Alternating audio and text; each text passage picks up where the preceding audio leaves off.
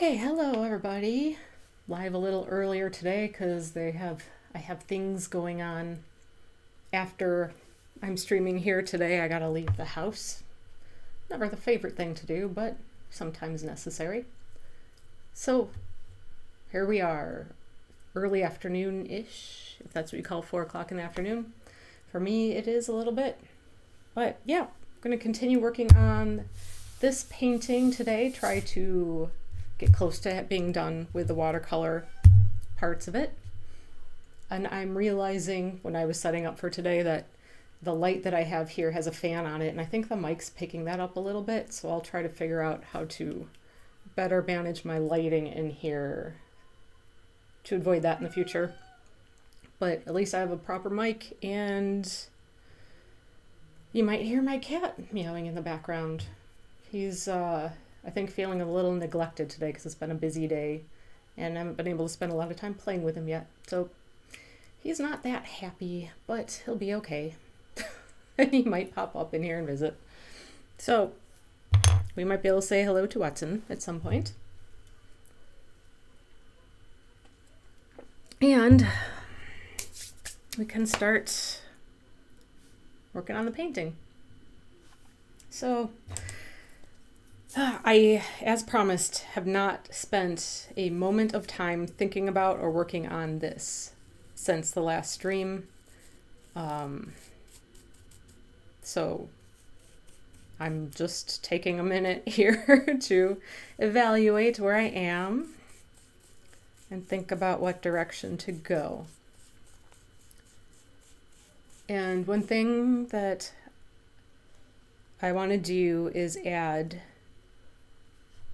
some warm tones back into the face. I have a lot of like purples for the shadows, and I want to add in something that contrasts with the purple of the shadows and this kind of background tone, outside of just continuing to get the shape of the face here. It's getting flat and a little bit here, and I can add some detail in some of the areas. So basically plenty to do still. I mean, I can certainly fuss with the painting until the end of time. So, all right, let me start putting together some colors and we'll get to it.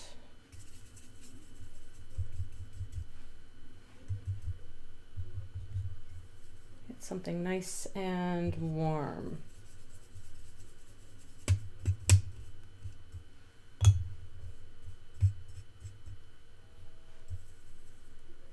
Not the craziest thing for me to push my colors a little too much in one direction or another, but hey, nothing is precious when I'm doing this, like, at all. I'm not overly concerned that I'm gonna ruin it, because who cares? And if I do ruin something about it, yeah, maybe that just gives me an extra challenge to sort out. But the idea, even when I'm working on something that is like designed to be a part of a series of artworks, I don't want it to be too precious. Just be working, just start getting things down and allow the art to happen a little bit. Which I'd mentioned in a previous stream that I was reading, or I had been reading and then let go of Elizabeth Gilbert's Big Magic, where she's talking about inspiration and ideas. And I got to not very far in the book, and she's talking about how like ideas can be viewed as like living things, and how if you don't take the idea that you've gotten that inspiration and do something with it, it will move on and go to another person. And this whole concept, it was just a little like too woo for me, and I had to put down the book for a while. So I started trying to read it again. Just yesterday, I picked it up again. And it's still walking the line, definitely walking that line for me, but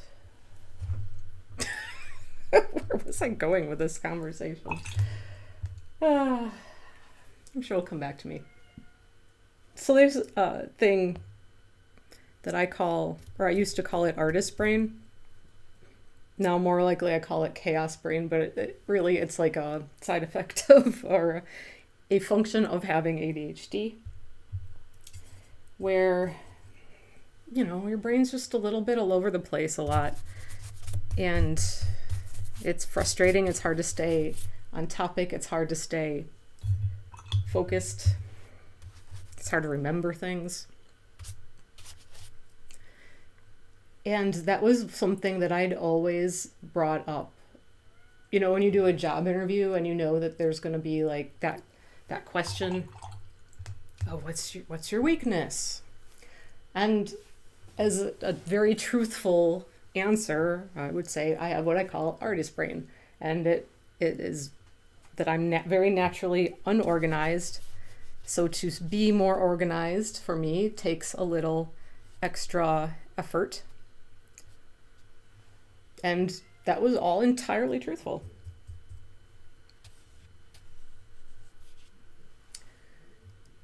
Okay.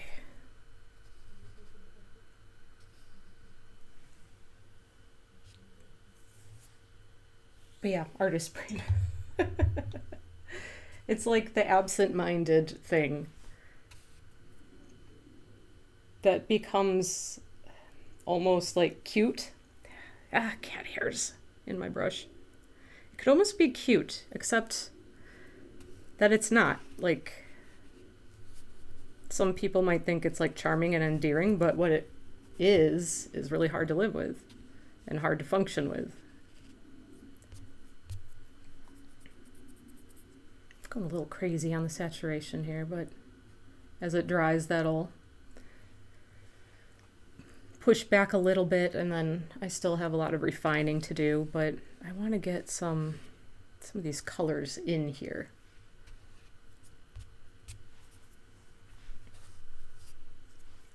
So, yeah. It is as good of a day as any to be painting.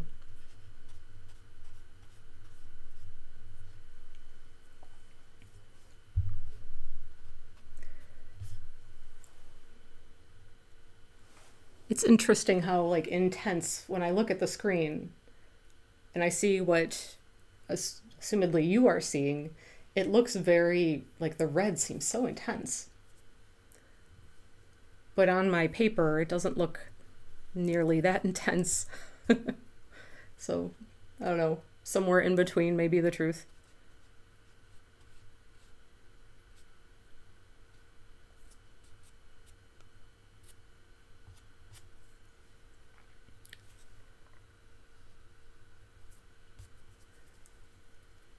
But just a few layers of a much more saturated tones really help to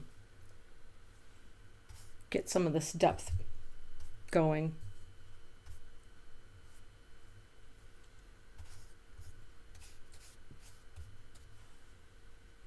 Make the purple less, hello, I'm purple. And more just, there's a shadow there. Sorry, hit the microphone with my brush. That is hazards of the job.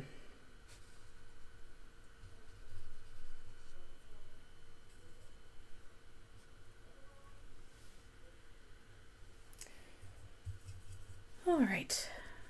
One of the things I have yet to do tonight is actually to pack for going to visit a friend. We're going to have an art weekend, which is the greatest thing ever. And I highly recommend that for whatever you're really into, take the time to schedule time. Take the time to schedule time. Brilliant Thoughts by Lynell Ingram. to make time to do the things that you really love to do with people that also love them or that you just love to spend time with as well. It's very, very good for the soul. So I'm really looking forward to that. And will, of course, I will be back for Monday to stream again.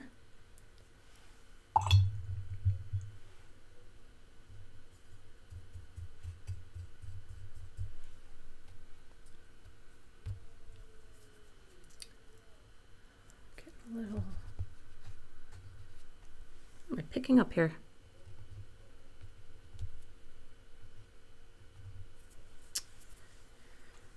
All right. Something has gotten on my palette that I don't want to be there. So I will have to figure that out at some other point. In the meanwhile, let's get these little clumps of dried paint or something that came along for the ride off of there. Trying not to wreck my paper while I'm doing it, because where it's wet, it's very fragile. The surface becomes pretty fragile. Okay. Well, that was fast and wild ride there for a minute, so I'm gonna settle down. Maybe pull in some pink to offset the harshness. Oh, sorry, microphone. Of what I've just been adding.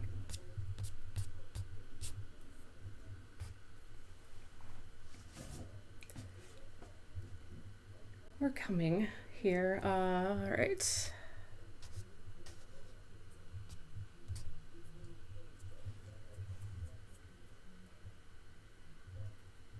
One thing that can happen, or that I know I can do, is like neglect a spot, because in my head I read it as like, oh, that's a highlight. But then as you work, like it needs to not just float out there by itself as this like very flat space. It needs some life as well, even just a little bit.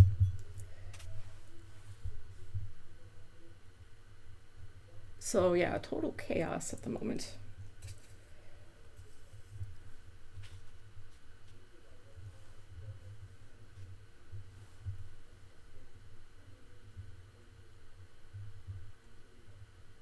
All right.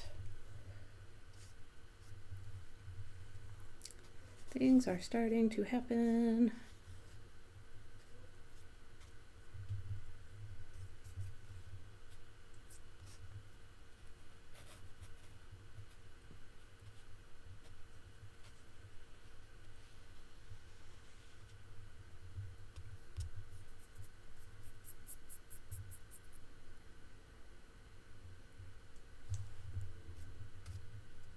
Okay, just adding some of those intense areas. Yeah, that's getting us somewhere a little faster. Starting to get somewhere.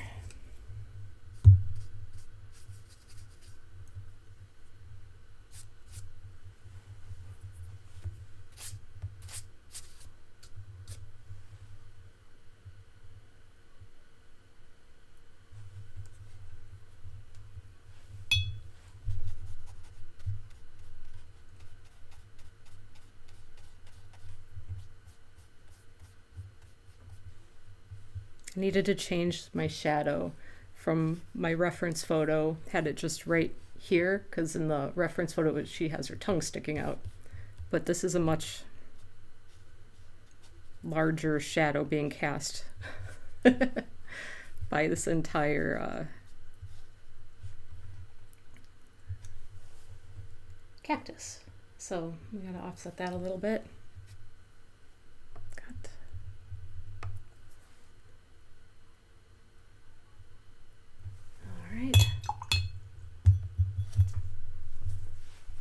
You can go back in and soften some hard edges that appear a little bit, as long as it doesn't oversaturate the paper too much.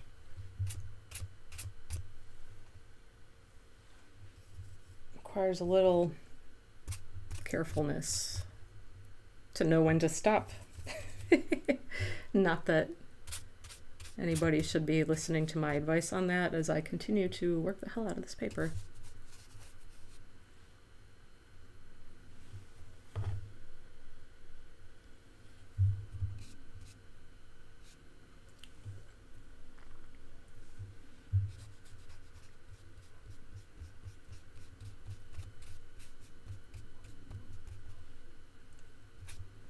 So when I pack tonight for my little weekend trip, it's not just packing like a couple outfits to wear. I also need to pack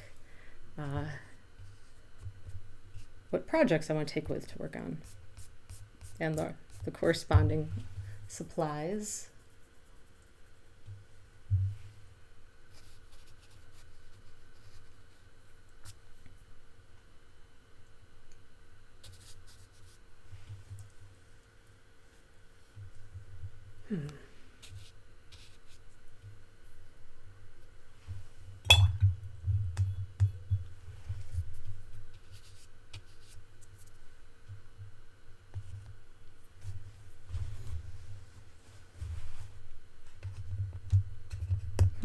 What is it? There seems to be some like dried acrylic paint or something that's splashed into my palette. So I'm definitely going to have to do a proper job of cleaning this up so I'd not keep pulling that into my watercolor painting. Which at the moment, there's definitely some chaos here, but that's okay. Going for chaos.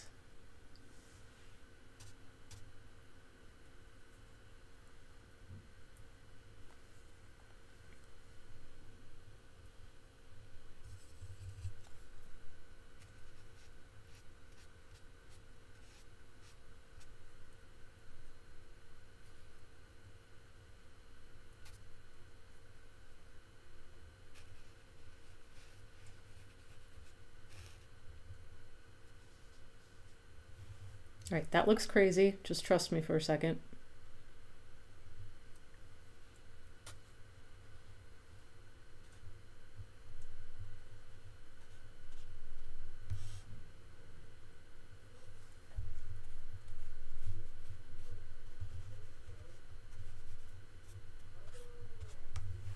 All right. Now I've laid down that insanity. I'm going to dry my brush a little bit and let that pull out.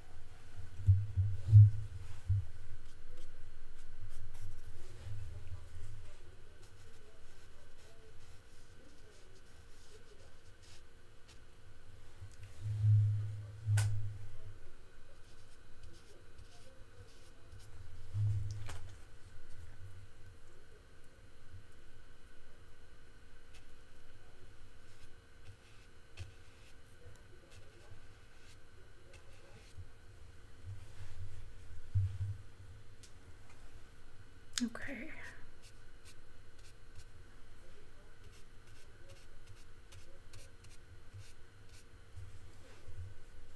Now we're getting somewhere. I think I've said that about 100 times already tonight.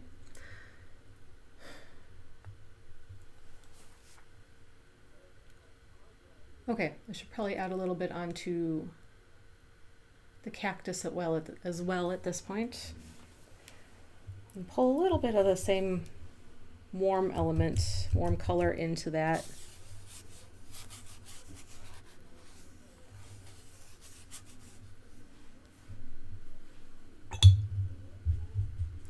For some consistency.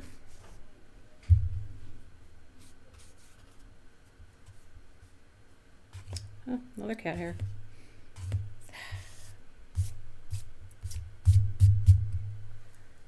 Such as it is with the cat hairs.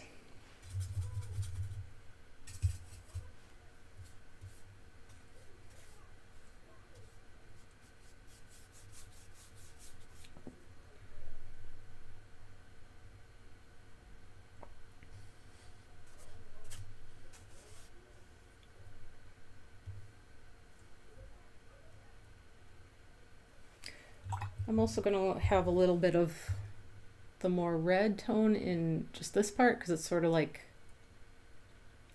her tongue being the cactus, so like a little bit of a transition from what maybe could have been some flesh.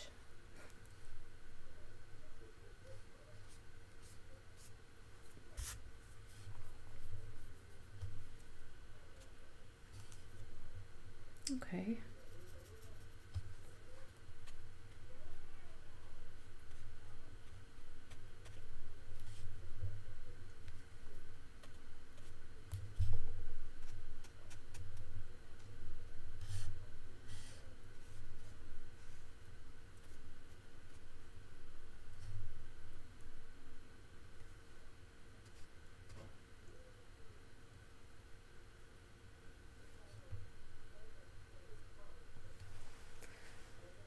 All right. So I'm gonna let my skin tones and now the cactus be for the time being. I might work a little bit into the eye, which at this point just has some of my purple shades. And I'm gonna go with a much smaller brush for that. This is a number 6. Really nice, pretty nice brush. You can get a wonderfully tiny point with it, but also a decent enough wide point if I want. So let's see. Let's start with some extra warms around the edge of the iris, which also works to kind of neutralize the purple and bring us back to a more natural tone. A little bit green because of the saturation of the gold tone in my yellow here.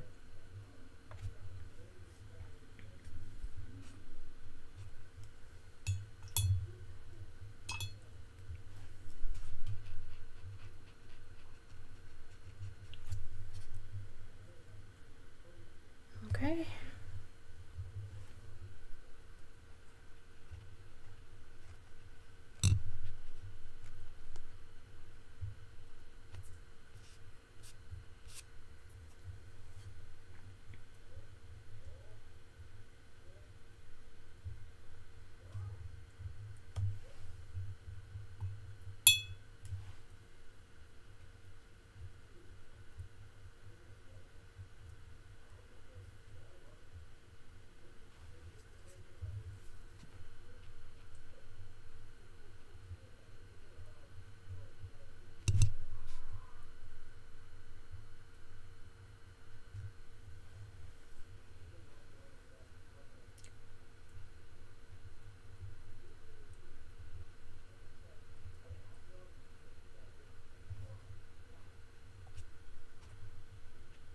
Doing something like adding the eyelashes would be the absolute last detail that I would do. That's going to sit on top of everything else. I should probably just move this slightly away from the microphone. There we go.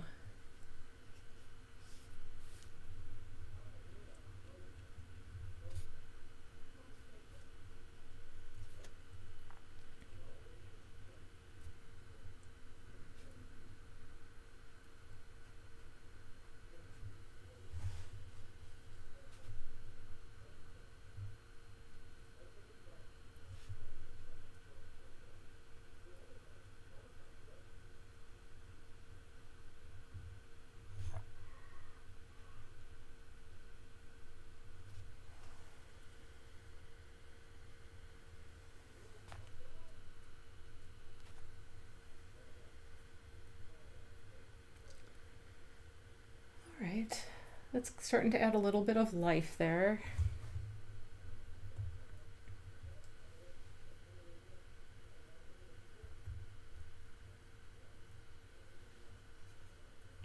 Do you want to get a little darker on the iris up near the eyelid?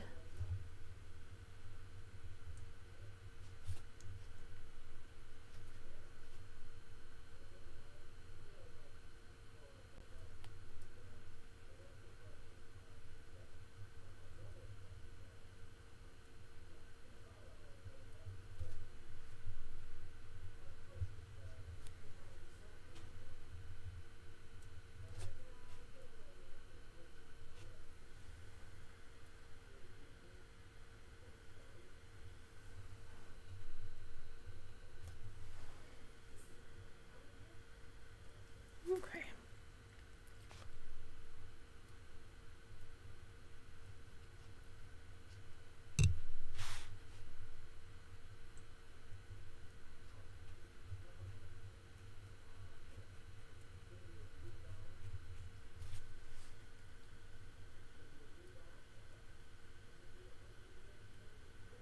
The biggest thing that I'm losing still is the fold of the eyelid.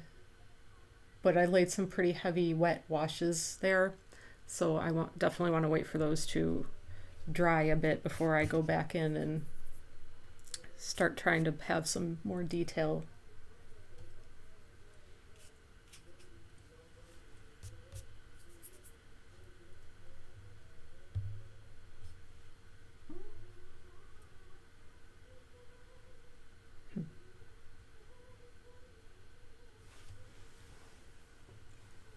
I'm also gonna, the white of the eye is entirely too white. There's a little bit of some of my shadow tone very lightly in there, but I need to create more of the roundness of the shape of the eye.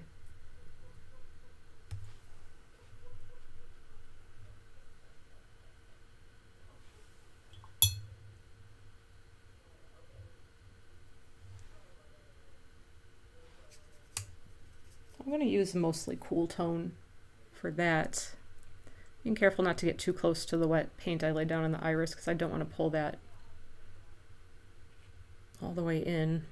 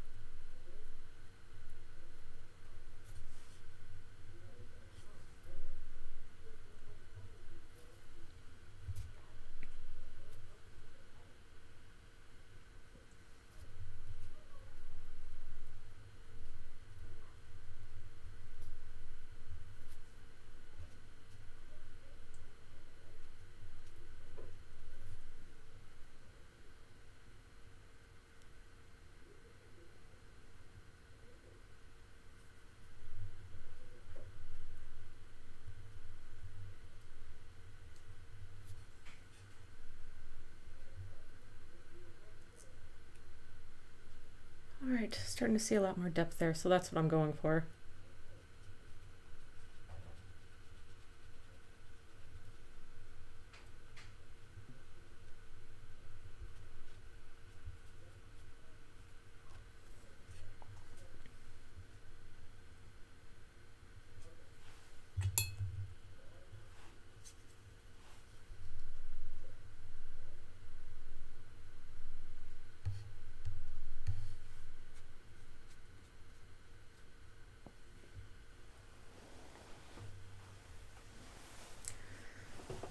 All right. Looks like we just might get this part done today.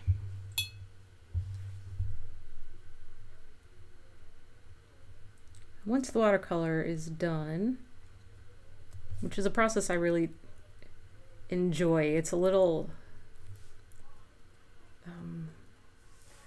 more planned than when I'm working with mixed media elements. It requires very deliberate decision making. Yeah, there's some element of deliberate decision making that goes all through the process, but if I want a face to look like a face, there's certain things you've got to work with and have to be aware of. I do think I need a little darker shadow here, not such a harsh edge. Those should fade a little bit more into each other. And I think this highlight here probably shouldn't be as light as it is, because this is raw paper there. And I don't think I want this particular place to be that white, that forward, compared to the dark shadows next to it. So I'll just do a light wash for now.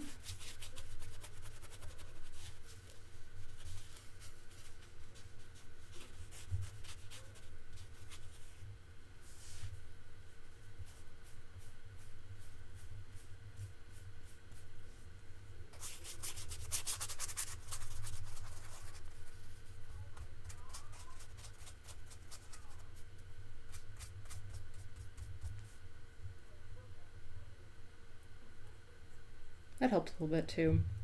Every little bit, getting somewhere.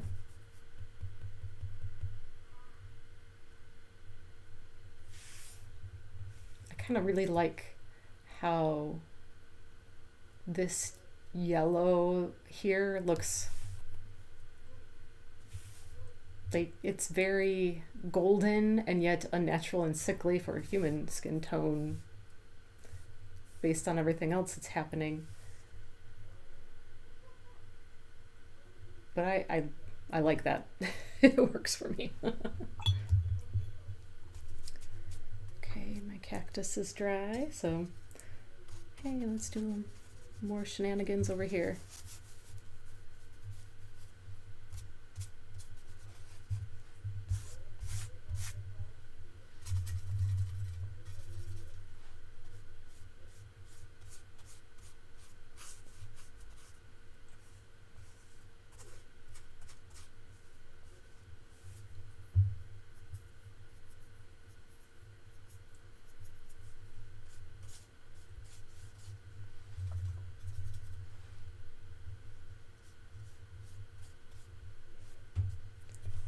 I widened the edge a little bit more from my original sketch. It was a little bit more narrow.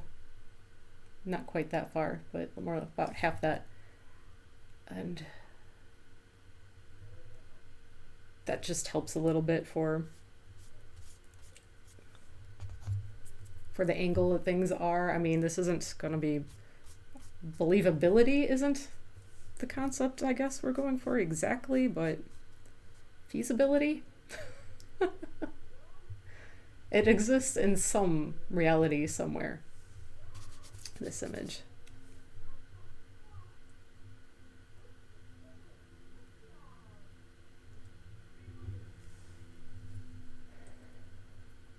All right. Yeah, I think I'm officially getting to that point where it's like tweaking, making small adjustments. At least thus far, I'm really, really happy with the nose. The eyes are starting to work for me. I still need some work on the eyelid here. Lost the crease. This has gotten a little bit flat with the attempt to add the shadow. So I need to make some adjustments here. But I'm getting close to something I like, I think.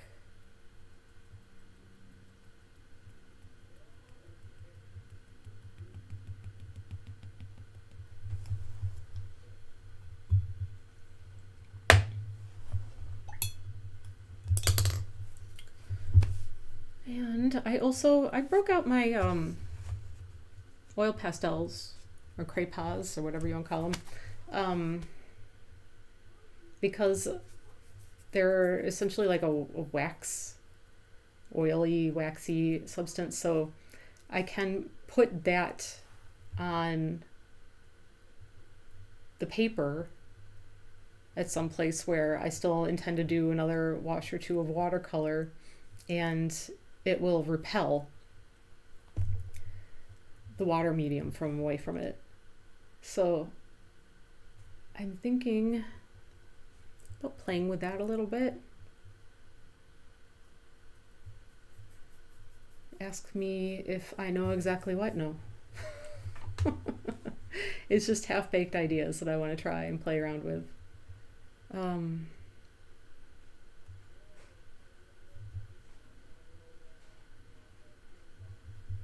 Yeah. Okay. Let's see. What should we do? Because I could do something like in white, which would barely show up. But then once I paint another layer over it, then it would almost be like you're seeing the underneath layer on it. It might show up a little bit. I don't know. I don't know how saturated the tone is for either of these because I haven't played with them too much. I mentioned in one of the last streams that these were both from my dad's collection of art supplies, which would be most likely some point in the 60s.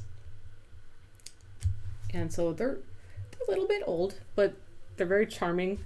I love the design of the labels and the boxes.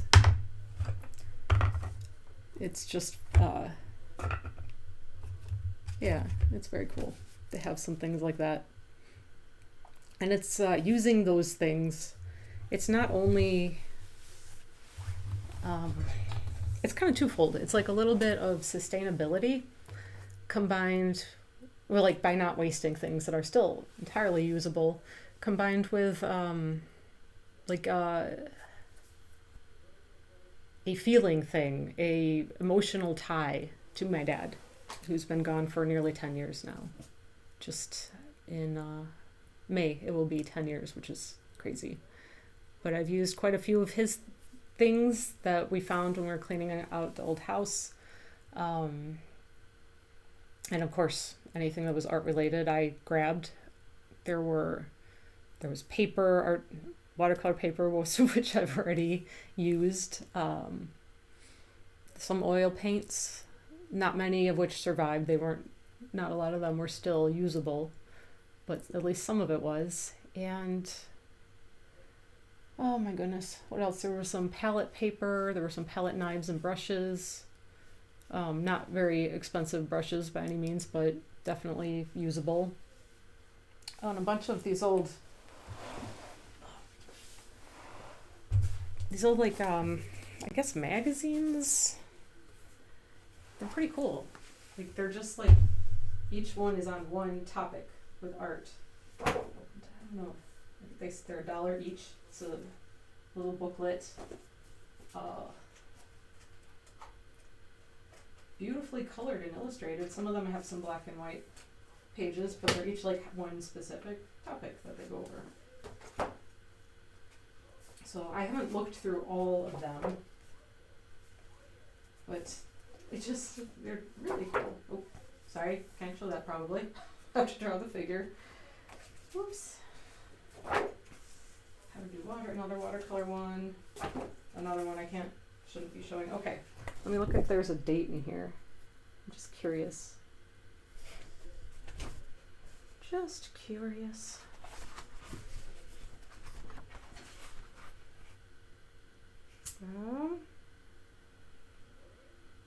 Yeah, there's a whole series of these, like how to draw books they had. I don't have all of them, but just some. No date. Says lithographed in the USA.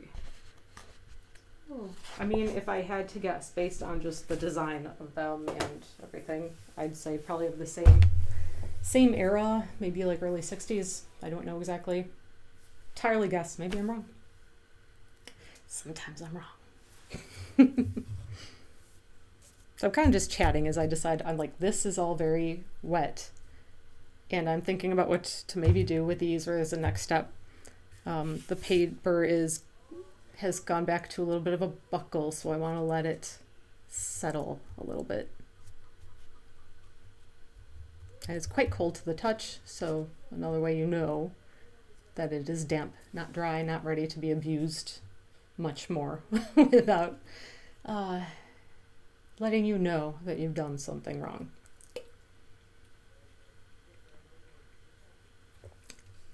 My fancy store brand fancy water. Okay. So I have some of my collage stuff in a pile over here, random things that have been pulled aside that maybe I could use in here. I was meaning to wait until next week to get into that kind of stuff and really just focus on finishing the portrait element and the cactus today during the stream. So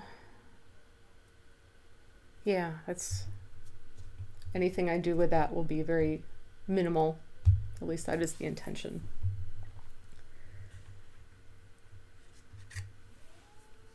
Feeling, let's see. Could use a little green to write something in on top of the cactus. This one's a little too cool, minty. This is too like intensely grassy, too bright. This one could work. It's got a little more yellow in it. Still pretty intense, but that might be a better choice. Or, you know, we could go yellow. I have I can't tell if this is a very pale yellow or just a little chalky on the outside. It looks like they're pretty close to the same. Yellow would not definitely be more subtle. Of course. Wait.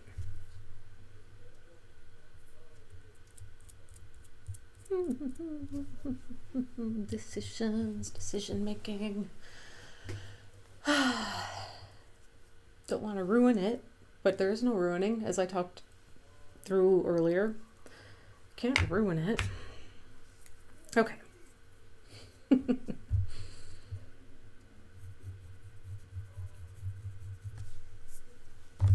think I might go with my white.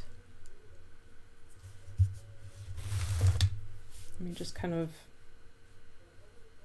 visualize the scale of what I'm thinking.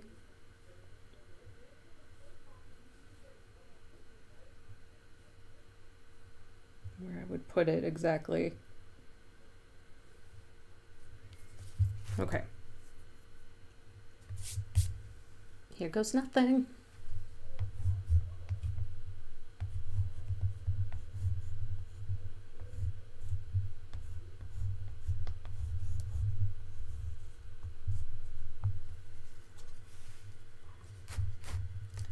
You're just barely gonna see that at the moment. I wrote feeling. Kind of a play on the cactus with its thorns, like feeling prickly. That's where my head went. So I'm not gonna go over it yet because it's pretty damp, but it'll be fun to see how putting a layer of paint over that affects it. If it just covers it up and doesn't do what I expect it to do, that'll be a surprise for everybody. Unless you already know. Anyway. I've been like thinking through this topic. I mentioned before I do a little bit of teaching for kids for art, a couple art classes a week. And the idea, and I think this applies to anything, everyone, any artist, anybody learning a creative skill, anybody who's been doing a creative skill for some time, Like how to balance learning the skill versus like the creative part of the process. Because I feel like that tug and that pull of they really want a focus on learning the skill, learning how to paint, learning how to like represent on canvas what you see, learning how to blend paints, and all those things are absolutely important. The flip side being like I'm not good at like articulating things. Words are not my strong suit, and yet here I am talking on a camera. Like how do you like letting them just go with their creativity and experiment with things and play with it? How to draw, how to maintain that balance, because you don't want at that age for them to also begin to hate doing it because all they're doing all day is coming in and they don't like doing like still lives and water and landscapes, and then you're going to lose them as students eventually, or yeah, I don't know. It's an interesting topic, and I try to think about for myself.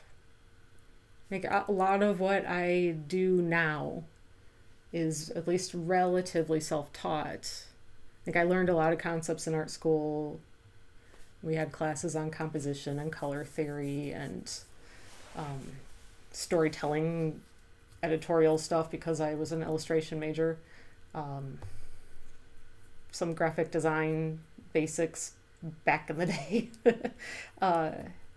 Yeah, and so like when I decided to get into doing watercolor, I did have another student actually who was a bit older, had come back to the school a little bit later in life to get a degree in illustration specifically, and she was excellent at watercolor and actually gave me a little like tutorial walkthrough at one point. So I still had some of that information in my head from all these years later, but when I pick it up and had to learn it again, and I did do, I went through some tutorial things, courses, a little reading, a little watching videos,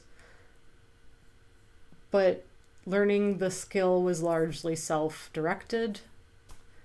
And then I took it and did everything wrong and made it my own. There's also that element of like learning the rules to break the rules, right? Was that a Mark Twain thing? I don't know. But yeah, I don't want kids to get turned off to doing arts, because the creativity of it is so valuable. Should be an important player in the whole thing as well. So yeah, I'm going back and forth and struggling with that a little bit. And I don't know. It's not like I'm a master teacher. I don't have a teaching certificate to go to like public school and teach. I'm a practicing artist that just loves to share what I know. I want to share the love of creativity. I want to share, that you can do more, you can be more, you can get so much out of this. And yeah, I don't know. So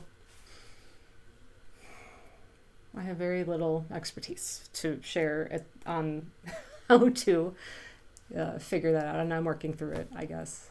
I don't know. I probably sound like I don't know what the heck I'm doing, which is the truth almost all the time. Yeah, and okay. Still damp. A little bit. We're getting there. It's getting close to being able to add at least one more layer on. And I'm just being pulled towards a little bit of orange. And it's probably because of all this dark purple. What to do with that? what to do with that.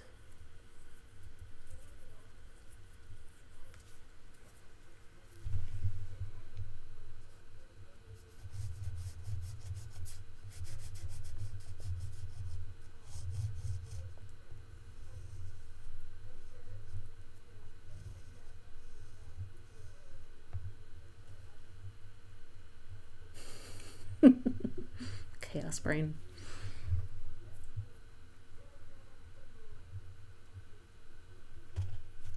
Now if I put it over here, this is where I'm going to work back in, probably with some other materials, so most likely it'd get covered up, so I'm not worried about this. Some of this will get covered up too, honestly.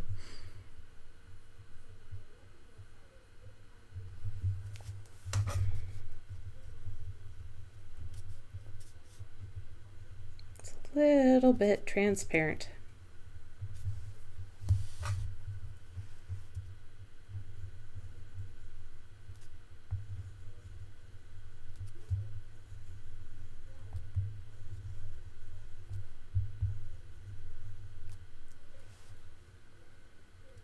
I had one of the weirdest requests from a student this week who was like, oh, I had this dream where something was chasing me, and he tried to draw it, and then he tried to make it even creepier, and then he asked me to take this drawing and like make it realistic, make it good. And the creepazoid in me that loves horror movies and has loved creepy things and making creepy things is very intrigued by this challenge, and it wouldn't take me very long to do like a little ink thing and do that. But I also don't want to be responsible for disturbing a child. I don't want to give nightmares. I don't want parents coming after me because of that. So I probably won't do it. But that's kind of funny.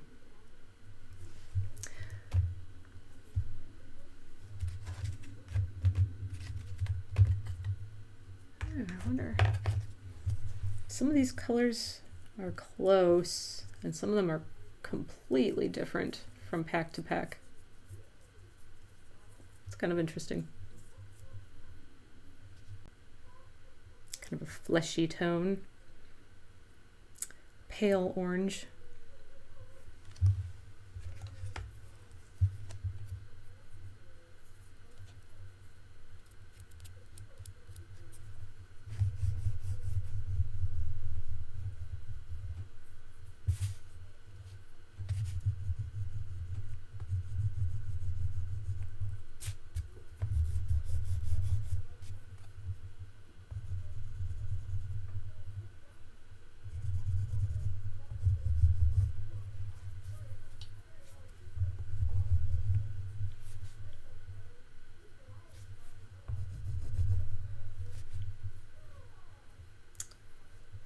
No reason, just because. Okay. So I watched the worst movie ever made this last week.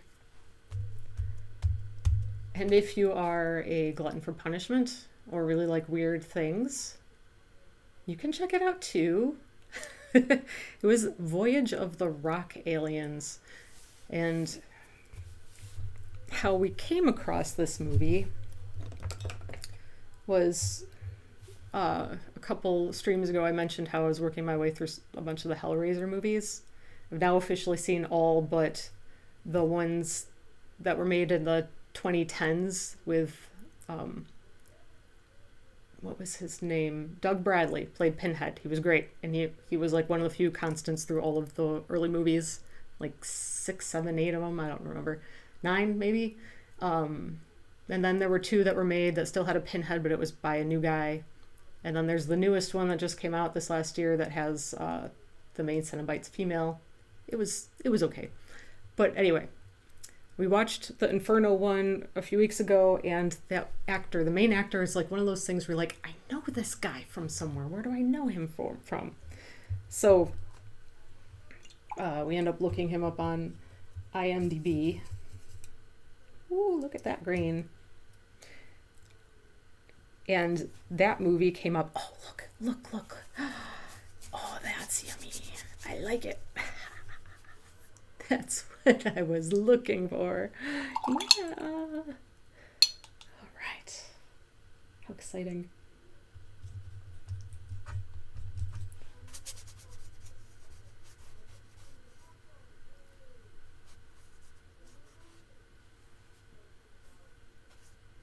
Anyway, yes. So that movie came up in the list of things he'd been in. It's like, what on earth is that? And one day when we couldn't figure out what else to watch, we put that on. It is like a rock musical. It's awful. A sci-fi rock musical. I mean, I don't even know what else to say about it. Yeah, if you're curious, go check it out. That was some trash.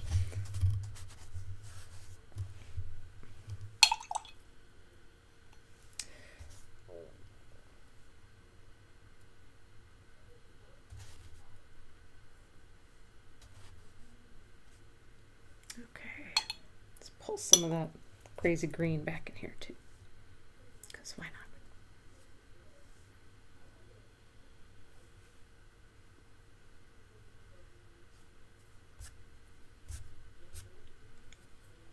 And like even the singing and dancing in that film was, the plot wasn't good, the acting was not great, the music was almost okay, almost. It wasn't quite there.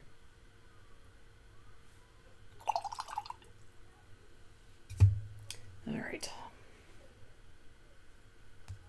I'm gonna do another layer of the purple so that I capture that corner of the F. I kind of deliberately let it flow over the corner there.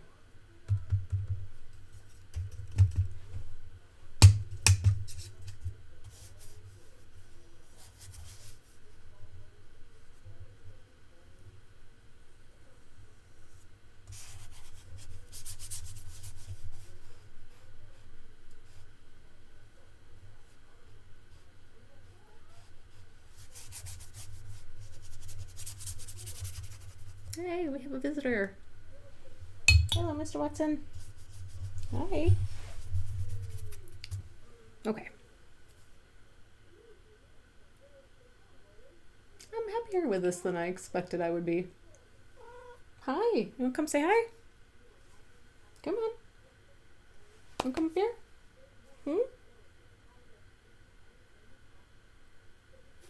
Here.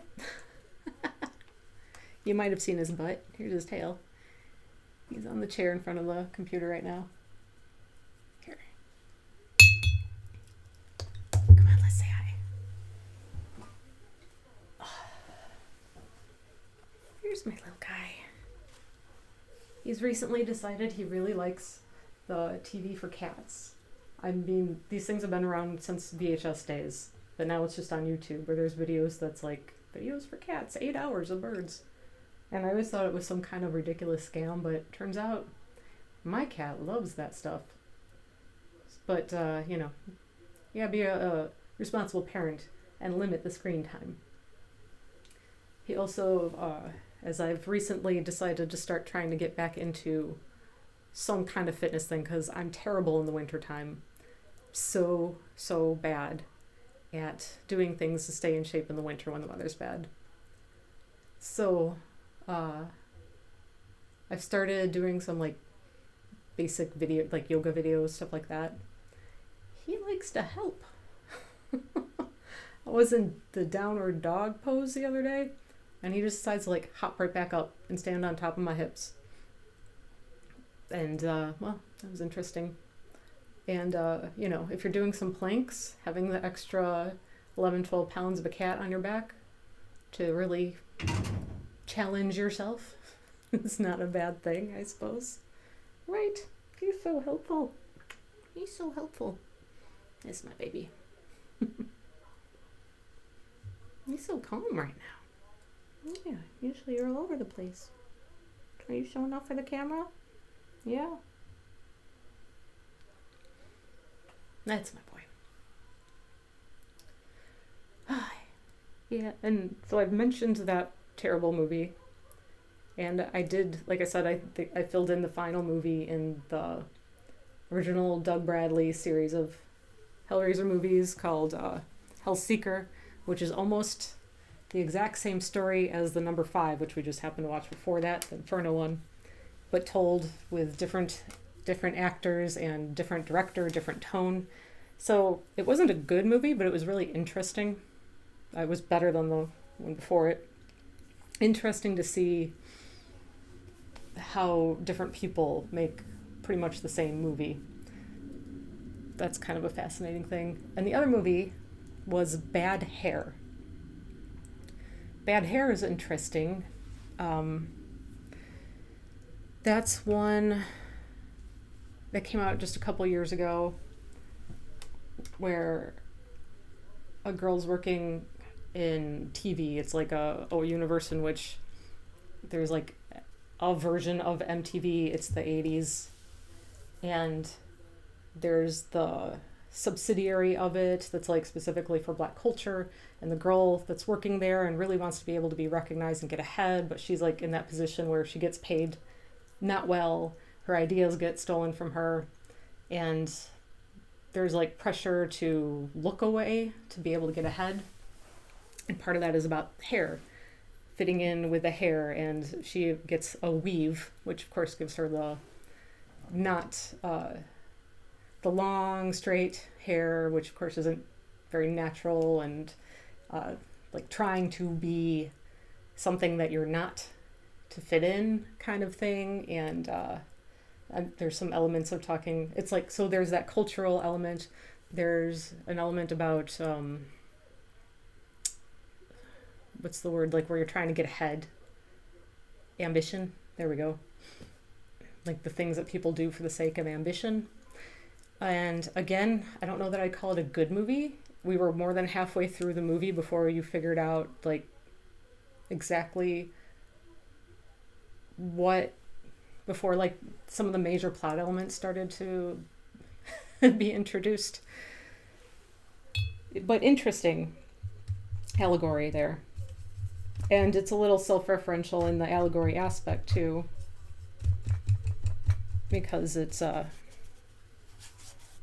like talks about the folk tales that relate to bad hair. Oh, because the weave is evil. So, spoiler alert, but still, that's kind of that's the premise of the movie. Interesting watch.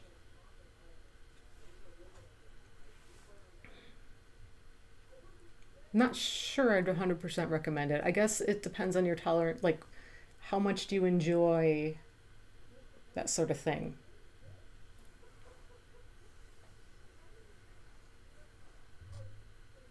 I myself am extremely capable of enjoying bad movies, but I know that's not for everyone.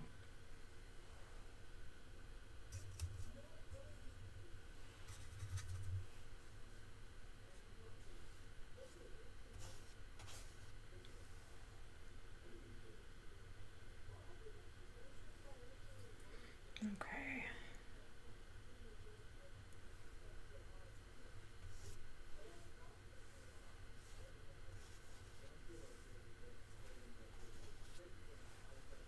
I'm looking at the screen to like see how this is looking when it's not so close to my face. Is the computer screen's about 3 feet away from me. All right. So there's not going to be a whole lot more I'm going to add to this yet tonight. Just a couple moments of things.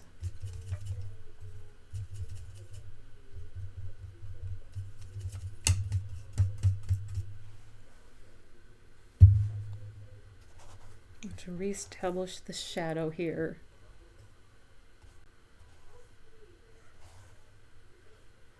And it needs to be curving away from her face. Not going flat because her face is not flat.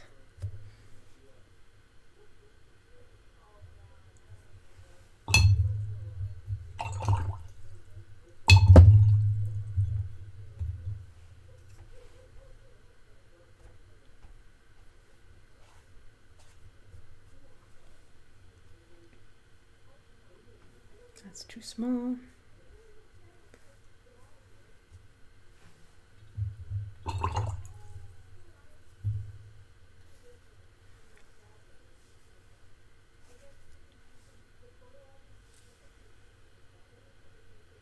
Oh, that's just a mess.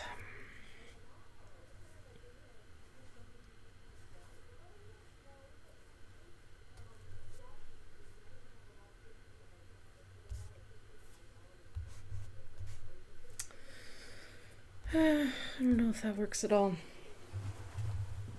Dropped my towel. A little bit of that. Okay. Well, I'm gonna need to let that dry again and try again, because that was not working at all.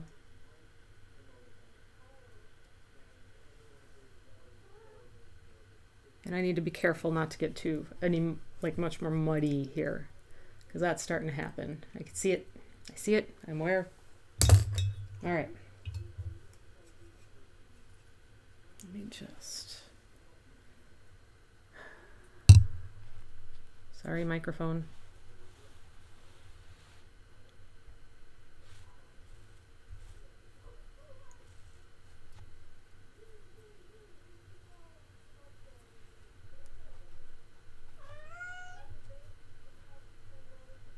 Okay.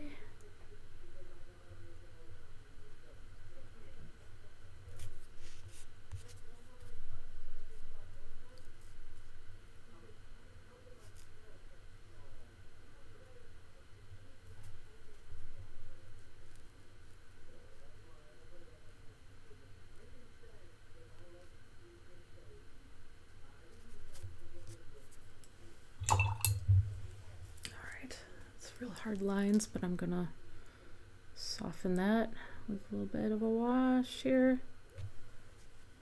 Let it pull out a little bit, pull it up a little bit here along the edge.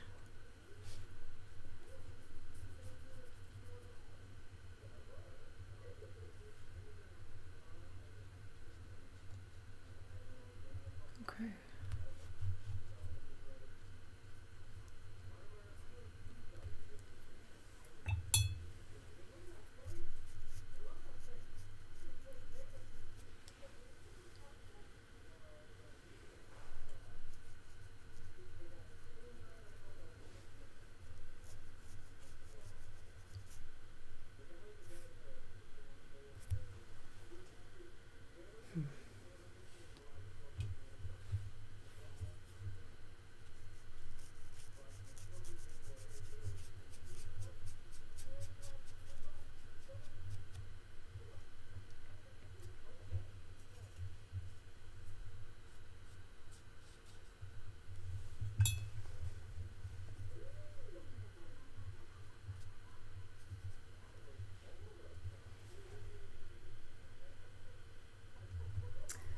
Interesting that I feel like that flattened everything here. So there's always that, like, add something and then you have to evaluate the effect that that had and then make corrections for it.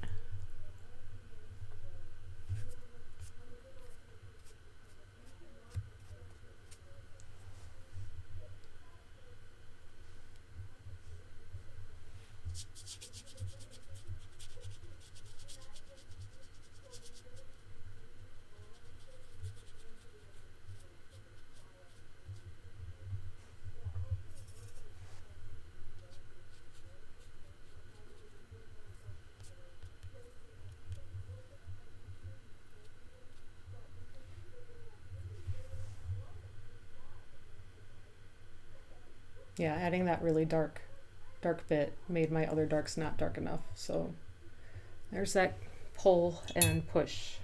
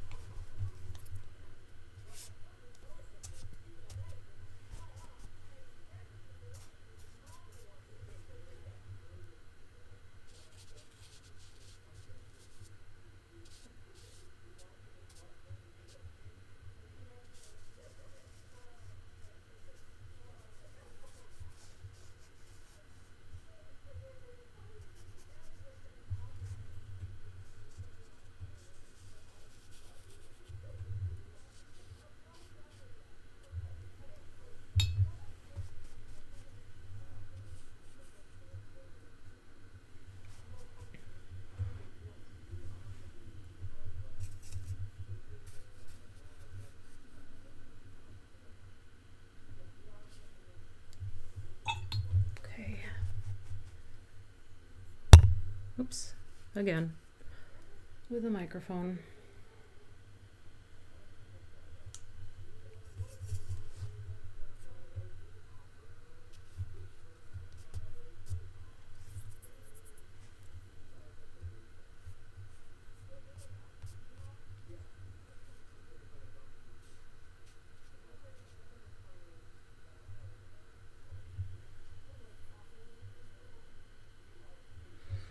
Well, a little bit better, but for every time you think that you're almost there and then you add another detail and it's like, oh, well then I need to do this and that and the other thing again. That's just how it goes.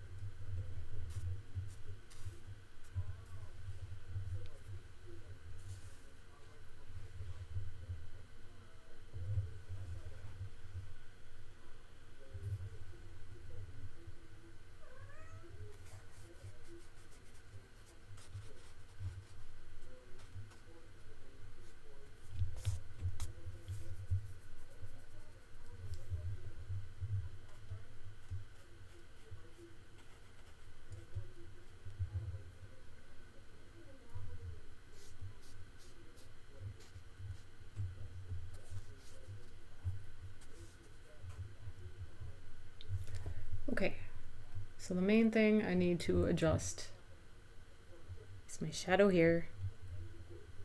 I need to allow for the contours of the face. It's not just going to be this either. That was wrong. Didn't think through that well enough first. Okay. So, outside of this, we're pretty close.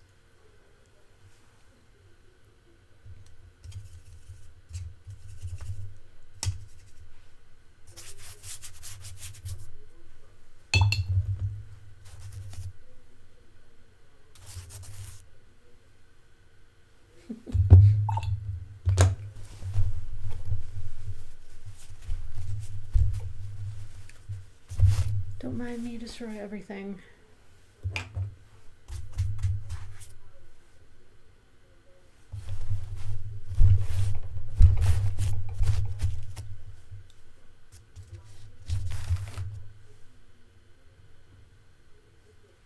Okay, so shadow here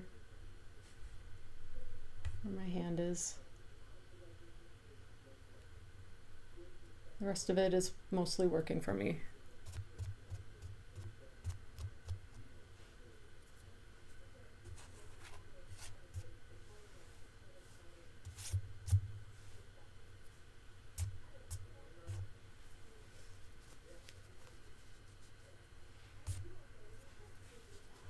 Okay. This is probably a really good place to walk away from things before I really make it bad again. Do something and keep doing weird things to it that I have to compensate for again.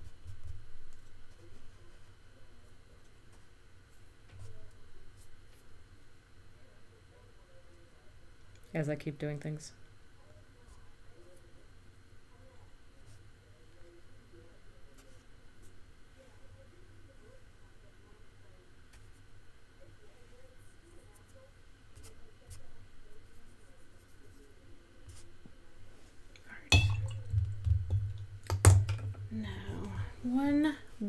One last thing.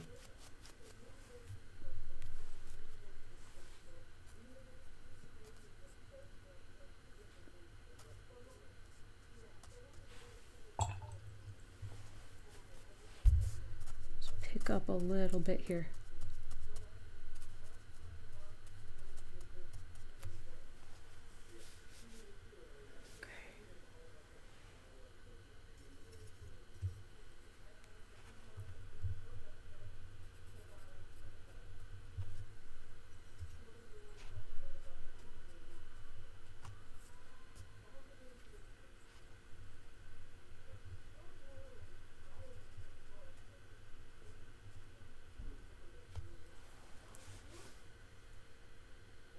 All right. Time up. I'm stopping while I'm still ahead.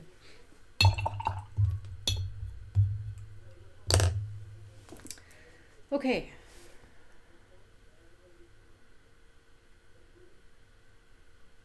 All right, I've done most of what I need to today. Small correction tomorrow, not tomorrow, Monday. Maybe just a little bit more here. And I do need to be easy at this point because I can certainly make things untenable. So this has just become mud here. So I can maybe try to save it with one more layer where I've got this this shadow. But I'll have to be very careful when I do it. So, fingers crossed that it will go fine. And yeah, I think we're gonna call it. Been at it about almost an hour and a half already, so that's good. That was my goal. And I'll be back at my regular time on Monday morning, coffee in hand. And hopefully I will see you then. And have a great weekend, everybody. And stay sane, make things, enjoy, stay warm. Bye.